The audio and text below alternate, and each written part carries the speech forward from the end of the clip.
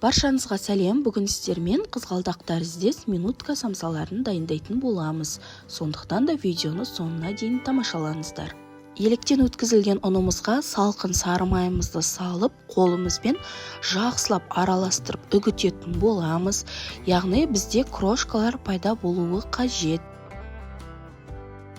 ұн мен салқын сары майымыз крошкаға айналғаннан кейін қаймақ пен жұмыртқамызды қосып, араластырып, қолымыздың көмегімен қамыр илейтін боламыз.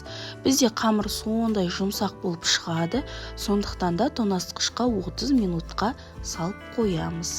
Осы уақыт аралығында салмасын дайындап алыңыздар, яғни фаршымызға 1 немесе 2 пиязымызды қосып, тұз бұрышын салып жақсылап араластырып аласыздар. 30 минут өткеннен кейін тоңазытқыштан қамырымызды шығарып, оны 12 немесе 14 бөлікке бөлеміз және осындай бір бөлігін дөңгелетіп алып, формаға келтіретін боламыз. Оқтаудың көмегімен қамырымызды жайып аламыз, бірақ аса қатты жұқа болып кетпесін. Одан кейін пышақтың көмегімен дәл ортасынан осылай кесіп аламыз және де 1 шай қасық салмамызды саламыз. Одан көп болып кетпесін, өйткені толып кетсе, қызғалдағымыз дұрыс шықпай, жабыспай қалуы мүмкін. Және осылай айналдырып шығамыз. Кейін түбін жақсылап бекітіп алыңыздар, өйткені пісу барысында ашылып кетуі мүмкін.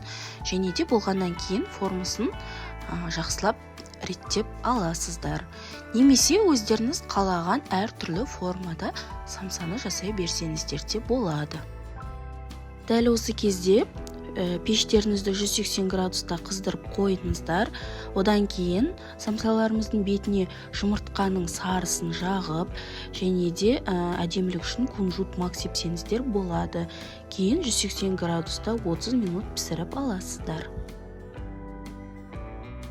Қызғалдақ самсаларымыз дайын. Жасалу жолы өте оңай әрі дәмді болып шығады. Міндетті түрде жасап көріңіздер.